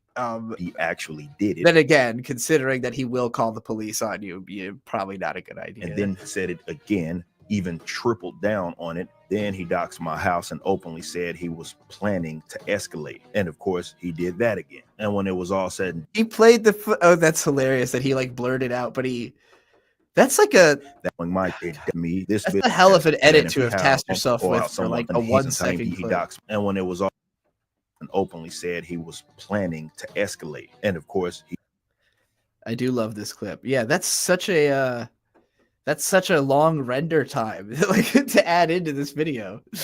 He did that again. And also, like, it's still fucking visible. Like, what is like if I show up at your house, I can tell that it's that one. Like, what you didn't blur it. I am the lore keeper. I am the canon keeper. I am the Dokuman card maker of Eric July and of his life and of his fortune. I'm going to tell his story. I'm going to watch every episode of his show, comment on it, and yell at my This is true. girlfriend during. And then when my girlfriend dies or leaves me, yell at my girlfriend during. And then when my girlfriend dies and leaves me, spend the rest of my life making a Chris Chan documentary-esque documentary on everything Eric July has ever said or done wrong. I'm dedicating my entire existence to Eric now. Every convention that he goes. Imagine hearing someone say that sentence in that tone and use that as evidence for how serious they are. I can't even fathom this. Like, who could watch? Look at the look on Riley's face. I mean, the sunglasses obviously add a lot to it as well. But, like, the tone of voice, the look on the face, how could you even listen to this and be like, look at this smoking gun? From now on will be a business expense for me. You're trying to kill me! Trying not to laugh, literally biting lip, trying not to laugh. And now I'm going to earn that death, Eric. Trying not to enjoy shouting too much. I'm going to earn your murder. I'm going to show up in Denver Comic Fan Expo, and I'm going to come up to your table and yell, Holy shit, help! That guy has a gun! He's trying to kill me with his gun! I'm gonna make security check that you don't have a gun in your fucking waistline. Like you threatened to have at the next Comic-Con that I go to. You threatened to shoot me, then you hired armed security. We'll see, Eric! I'm gonna make you kill me or you're a fraud! Yeah, complete. Girlfriend laughing in the background. I mean, yeah, like literally though, like I hate when a rapper talk about guns and somebody die, they turn into nuns, like hop online, like pray for my city. They, you know, they fake it for likes and digital hugs. Completely deranged. But here's the thing. I've never threatened this person. Any mention of me or my security being armed has always been in the context of defending people and property. Shortly after this happened, I even joined a stream where I questioned whether his actions could be acted upon legally. And while his appearance could be considered, I like how he's so dedicated to presenting this as like the narrative from his perspective that he has to throw in like, and this is the part where I started thinking about doing legal actions and talking to my lawyers, and then like criminal mischief. At no point did I ever say I would use arms. Criminal mischief, flipping off a light, some sort of security camera maybe outside of the building, and sticking money with bunny stickers. Criminal mischief, y'all. I mean, yesterday I was celebrating the woman who graffitied the Tesla dealership. So if my take on that was like protect this woman, you can imagine that my feelings about this situation. This is fucking insane. Against someone just for putting things on our windows, even if legally justified. That's why I said that was a non-point. What I have said consistently is that non-point. Like he said that like it's a technical terminology we all know. Shouldn't violate the private property rights of others. Simple as that. Now let's talk about what actually went down the day he got arrested. One of our warehouses sits deep in a private lot. The back and the sides are deep in a private lot, by which I mean it is in a business district. Fenced off, but the front of the building is an actual lot. Here's how that played out. During the day, he showed up and recorded himself outside of the lot on the street. Like I've mentioned, our side of the it's like the biggest fucking. Let's show an Amazon fulfillment center somewhere in the Midwest to imply the scale of our warehouse. This park has only one way in and out unless you have gate access on the other end. So if you drive onto our side, you have no choice but to turn around and head back the way you came. That's exactly what he did during the day. He drove. Here's the actual warehouse, and there's them driving around it. Yeah, you can see they tried and then realized, oh shit, you can't get out this way because this place is built like fuck. So now we got to turn past around. The front, turned around at one of the gates, and circled back through the lot while filming. And this is exactly why I've said I would not see. If there's another way in, I would not interpret that to mean that like, oh, you're not allowed to go there. You know, this just looks like a partition to me that I would have assumed it was just a wall, not a before. gate. If you end up at our business, you either went out of your way to get there, or you're like a permanent. lost. Like I wouldn't have thought that was something that's meant to be opened. Is what I'm trying to say. And just cut based through on as looking some at shortcut. And even if you were heading to one of our neighboring businesses, there's no reason to be directly in front of our warehouse suites. You can't really get there by accident. But our security team noticed this and called the police. But nobody was pretending he got there by accident. It's just not a secret. Like it's not weird to go to a warehouse that someone talks about all the time. Has he never seen a Casey Neistat video? Has he ever seen a fucking Casey Neistat video where like literally every single day there were people at his studio, at his house, at his fucking everywhere that they know he hangs out, you know, like trying to meet his ass. This is not weird, especially when you tell people to pull up. Literally. It left before they arrived, but it didn't end there. That night he came back. He stuck things on our windows, talked to his camera, and then said he'd keep doing this. Because of the time, I had to go to the warehouse myself and deal with the police directly. Now, after all that, some people still say Eric called the cops because someone made fun of every time he uses like unrelated footage of a much bigger warehouse. It really cracks me up. him on the internet. Well, they're liars. The police affidavit is clear. It states, The fine was assigned investigative responsibility of a stalking offense. Which means that you had to have submitted everything that he had said on the internet, because someone showing up to your place of work one time is not stalking. You had to have thought that this person was going to show up and feel threatened by the idea of them showing up, which means that he submitted to the police all of the threatening tweets, which, if you read them, are fucking hilarious because they are all about shaving his shoulders. The affidavit even notes that I had been disregarding the Twitter videos, but grew concerned when it crossed into real life. Sure, there may be some minor inaccuracies, or rather, it's just worded weird. For example, we discussed the novelty scissors he carried, but Yeah, exactly. Yes. Thank you for acknowledging that. He's like, now I acknowledge that it might sound ridiculous, but I'm about to explain why that doesn't actually make this all stupid as fuck. And no, you should have left that out. You should not have even, all the shit you left out and you left that in. That was a terrible move on his part. I never said that he brought them directly to our building, or at least our front of the warehouse. But He the key did, though. facts are solid. The affidavit mentions the doxing, his plans to escalate, and the stalking behavior I that think, did you not have them there? Did you, I mean, I know you took a picture with them, not in front of the warehouse, but like nearby, but I assume they were in the car. Like, I don't know. crossed the line from online nonsense to this real world thing, specifically bringing it to inappropriate places. It can't be made any more clear than this. Like, surely if someone had been there, the novelty scissors would have come out, right? Like, As it reads, after I saw the surveillance footage, quote, he now took the threats seriously and realized that he should have contacted. okay, yeah, he's mad that I see. He's pissed that he said that you were stalking, but they charged you with cyberbullying. So he's trying to say that the cops fucked up. The authorities sooner. July stated he's gone too far. Well, I guess the whole video is trying to say that the cops fucked up, which is in itself hilarious. Like, you are the one who relied on the cops, and now you're trying to tell us that they didn't do a good job. Buddy. July stated. I gotta take a piss. I'll be right back. Let me play something cleansing for a moment, just while I go to the bathroom. Sure. Let's look at a speed paint of a cute girl.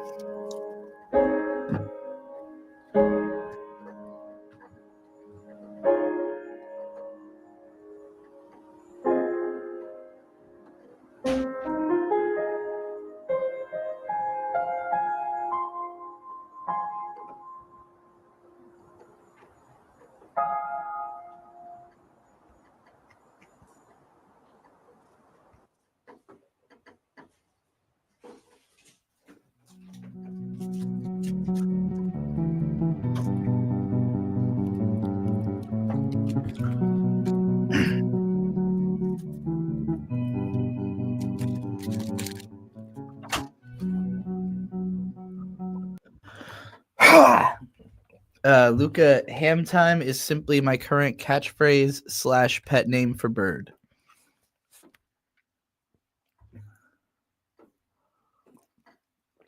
And that was a Ritz cracker that I was eating because that's all that's really left. And I'm gonna have to go grocery shopping tomorrow.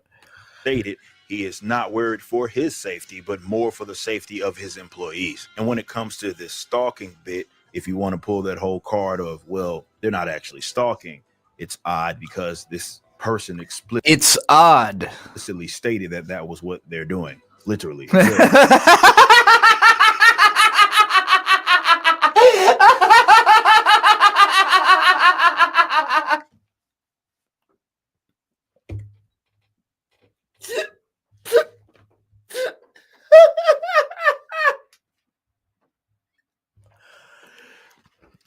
Weird that you would say that this person isn't stalking me when, according to them, I'm literally stalking.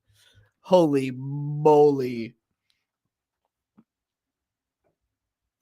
My mind went straight to, I feel like I brought this up on a recent stream.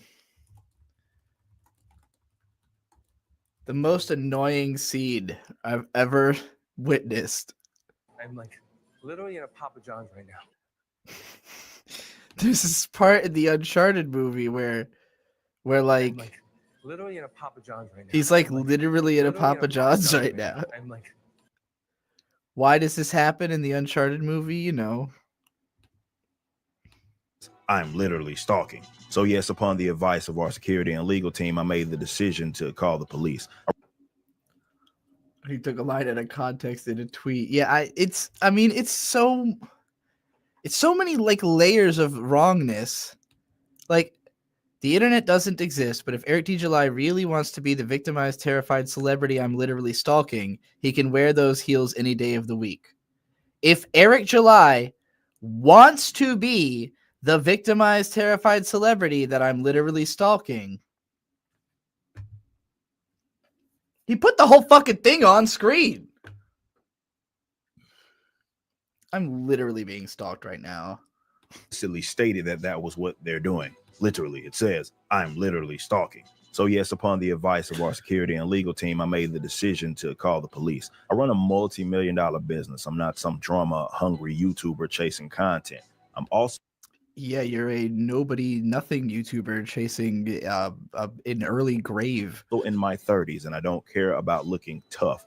In my 30s, by which he means 39. I'm not some thug like I trended towards when I was younger. Those days are long gone. I couldn't care less about how machismo it looks for a business owner to take precautions, especially when safety is on the line. The police report even outlines that. If this were Joe Blow's corporate company, Joe Blow HQ. That's kind of funny, actually. Nobody will blink an eye. I'm sure that was an editor's like joke, but no one will make a video or tweet threads if any other business owner. Wait, is Joe Blow also the big cheese? See, now you blew the joke. The same steps. Sometimes you can't tag the joke or else you fuck it up. This looks like a Mortal Kombat fucking roster. Like, it looks like I'm about to have to fight all of them in Mortal Kombat. Because it's me, suddenly it's a scandal. And that brings me to another ridiculous narrative. Eric was exposed as a fake libertarian because he called the cops, they say. I'm not some Lolbert ideal. Lolbert, a derogatory word for self-proclaimed libertarian who embraces ideas of internationalism and leftism as opposed to nationalism and libertarianism on one or more issues. or a loyal member of the Libertarian Party. Okay. Okay, I don't know what you mean by was that. floating around in theory land. I'm fully aware that we don't live in a libertarian Who accused you of that? social order. We live under a system where the law doesn't care about Okay, so he's trying to justify how it is possible that even though he has the anarcho-capitalist beliefs he has, he can still use the police. my personal principles. Let me break that down. So he's literally making the argument that there is no ethical consumption under capitalism. That is his argument for why he's allowed to use the police as a libertarian is that there is no ethical consumption under capitalism. All right, Eric, bet. State doesn't care how libertarian I am. It doesn't care that I believe in minimal government interference. What it does care about is whether I follow the rules it set. And if I don't, it has the power to crush me and my business. Much Accidentally making leftist talking points. like I'm legally required to pay taxes, get permits, and file copyrights, I also have legal obligations when it comes to running a business, especially one with employees. And if I decide to ignore those obligations because then I would be a real libertarian. Because of my personal beliefs, the government won't give me a gold star for sticking with my principles. It'll No, that's the whole fucking point of hit me with lawsuits, fines, and open the door to criminal or civil liability. That's the reality. And ignoring it doesn't make me principled, it makes me negligent. And no, ignoring it makes you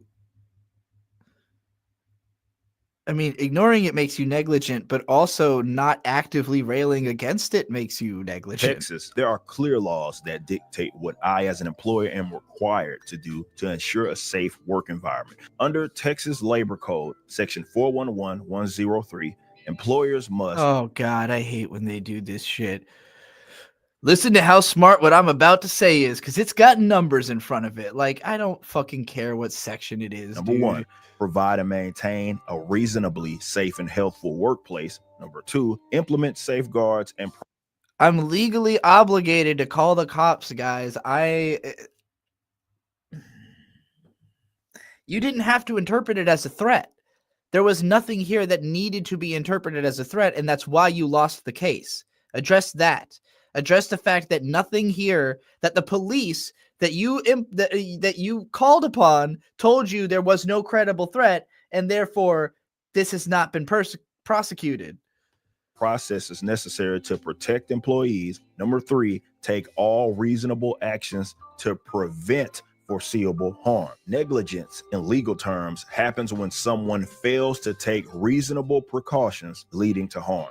And as a business owner, I have a duty to care to my employees. If I know about a potential threat, especially one A potential threat to the hair on my shoulders that escalated to stalking, doxing, and such, and I don't act, I open myself up to massive liability. And this isn't just theory, it's backed by real cases.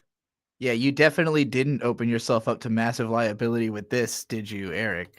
Consider the tragic incident at Legacy Good Samaritan Hospital in Portland, Oregon. In 2023, a security guard was fatally shot while protecting a maternity ward. We're in a whole nother universe now, okay? The assailant had exhibited threatening behavior prior to the incident, and staff had reported these concerns. However, in a maternity ward, the assailant had exhibited threatening behavior. Calls responded, if you guys keep acting like this, someone is going to get killed around here. That is suspicious because of the fact that it doesn't sound like a joke in any way. It doesn't sound ironic. It sounds like somebody trying to be funny about the fact that they are making a sincere threat that just reads as a sincere threat. Prior to the incident, and staff had reported these concerns. However, the hospital's inadequate response led to a $35 million lawsuit alleging negligence for failing to address the credible threats. This case highlights the dire. I would have to look into this case to even know if this, how do we know that this case wasn't a fucking farce? I literally don't know this story. He's just he just took some other entire, I assume very complicated and nuanced narrative and turned it into a 3-second little pithy. Hey, you might have heard this case thing that happened. I've never heard of it. So This is super weird. This is like way too out of like the sphere of what he's talking about for me to even like comment on The it. consequences of not taking proactive measures when faced with potential dangers. When our legal and security teams advised me to call the police, it wasn't because I was scared of some internet troll. Yes, it because If was. anything happened and I hadn't reported the credible threats, I would have been liable. If I had ignored the I would have been stalking and liable. He threats, sounds so and proud of something himself. happened to one of my employees or to me, I would be sued for negligence. I could be held personally responsible for not taking proper precautions, and my business could be held civilly or even criminally liable. I just, what is the what is threatening? Like, you have like 8 guys in there and one dude Calling showed the cops up. was Like, a proactive step, not because I needed help dealing with someone making fun of me online, but because I had to ensure that in the event anything escalated, I had done everything legally required to protect my business and my people. That's the key here. like if you got all these people in here, why are you so threatened by one dude coming in and taping like money to the door? Like, y'all could have just jumped his ass. Law doesn't care about whether I'm a libertarian or not. It cares if I took the proper precautions. The internet and its politically posturing libertarians couldn't do a thing to help me if something actually happened. Being libertarian doesn't mean being naive. It's about advocating for a change while understanding that within the system we're stuck in, you need to be smart and protect yourself or risk losing everything. Now, here's the part where some folks start really shifting the goalposts. He was just joking. It was never going to go that far, right? Until it does. Here's the thing. I'm not a mind reader. I don't have the luxury of peeking inside someone's head to see if they're actually joking or if they're taking time. Buddy, come on. Come on. First of all, you do literary criticism. Like, I know it's very low level, but it is your job. Like, this guy reviews, like, he's a cultural commentator. Like, perspective is his job. His job is to have perspective and share it. You can't be like, I can't be expected to know what people mean. Yeah, you can. You specifically can be expected to know this shit. This is your fucking job. Time bomb, especially when the person in question is already acting unhinged, stalking, doxing, making threats, and crossing boundaries that any normal person wouldn't. There's also this key bit that a lot of people fail to mention. When folks would go out of their way to try to cover for him and give him an out, he'd go out of his way to say that he never claimed that he was joking. It's right here. Again, it's only a joke until it's not. That's the game people love to play. They'll intimidate and toe the line, and when someone finally takes it seriously, I wonder if Young Ripa has seen any deleted videos or if the editors are trying, because like so sometimes my brain will trick me because I don't accept the fact that I'm watching something that I wouldn't like. So I'll start thinking I must be watching something I do like if I'm not fully paying attention. So for a second, my brain slipped and I forgot I was not watching a deleted video. And then I was like, wait a minute, he's talking different. And also the way the music and the editing, wait a minute, are they trying to do a deleted video? Is this supposed to be a pack out video? they fall back on, whoa, I was just kidding. But when you're responsible for a business with employees who depend on you, you don't get to roll the dice on whether or not someone's serious. And it's not just about, Because I know, speaking personally, I copy speaking cadences of channels that I like. So I could easily see being like, oh, I'm going to try to do like a deleted style video. about me. I told the officer straight up, yeah, I'm less worried about myself. I can handle my own, but I'm not arrogant or dumb enough to think that means I, or more importantly, my employees are in. Now I just wish I was watching a deleted video. I'm just thinking about his voice and how funny he is. And like, if this rhythm and cadence had that writing, I'd be watching an enjoyable video. But instead, I'm bored and having a hard time fixating on what he's actually saying. Vulnerable. I don't need to be scared of you to recognize that you might do something stupid. We've got female employees who shouldn't have to show. You do, though. That is what it means to be scared of someone. If you think someone might do something stupid, that means you are scared of them. Being scared doesn't mean that you're going to cower in fear. If you face your fears, that's what makes you a man. This is not facing your fear. This is cowering in fear. Up to work and wonder if some smelly, crazed dude is lurking around trying to intimidate people for content. Their safety isn't a joke. Their peace of mind isn't a joke. Credible threats don't come with disclaimers. They don't say, hey, just so you know, I'm about to cross the line. You only realize it when it's too late. So I took it seriously, and I'll do it again if it means protecting my people and my business. Oh God, this face. I don't even think he could summon this face out of himself. Like in real life, his doughy ass like could not make a face this serious. Because here's the truth. If something happened and I brushed it off as just a joke, the same people calling me a fake libertarian would be the first ones screaming about how I feel. Oh my God, we're still using this clip? Really?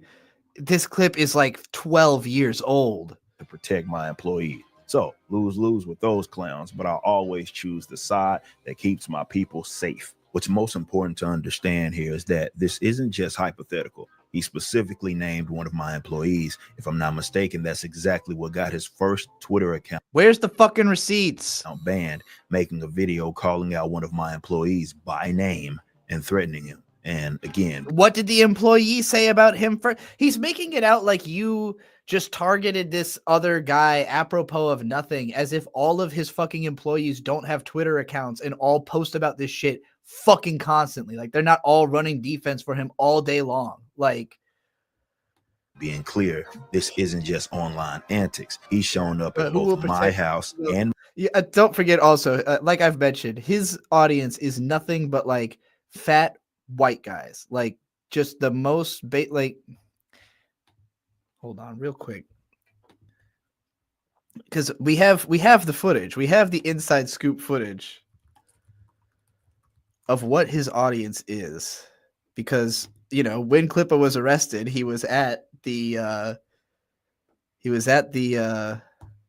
meetup, you know.